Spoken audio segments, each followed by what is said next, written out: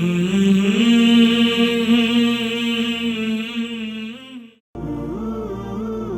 المومنین ام سلمہ رضی اللہ تعالی عنہ نے فرمایا کہ ام سلیم ابو طلحہ رضی اللہ عنہ کی عورت رسول اللہ صلی اللہ علیہ وسلم کی خدمت میں حاضر ہوئیں اور کہا کہ اللہ تعالی حق سے حیا نہیں کرتا، کیا عورت پر بھی جب کہ اسے احتلام ہو غسل واجب ہو جاتا ہے؟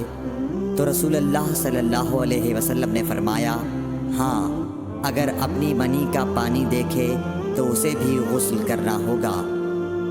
مدینے کے کسی راستے پر نبی کریم صلی اللہ علیہ وسلم سے ابو ہریرہ رضی اللہ تعالیٰ عنہ کی ملاقات ہوئی۔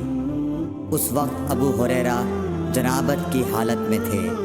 ابو ہریرہ رضی اللہ تعالیٰ عنہ نے کہا کہ میں پیچھے رہ کر لوٹ گیا اور غسل کر کے واپس آیا تو رسول اللہ صلی اللہ علیہ وسلم نے دریافت فرمایا کہ اے ابو ہریرہ کہاں چلے گئے تھے؟ انہوں نے جواب دیا کہ میں جنابت کی حالت میں تھا، اس لیے میں نے آپ کے ساتھ بغیر غسل کے بیٹھنا برا جانا۔ آپ صلی اللہ علیہ وسلم نے ارشاد فرمایا سبحان اللہ، مومن ہرگز نجس نہیں ہو سکتا۔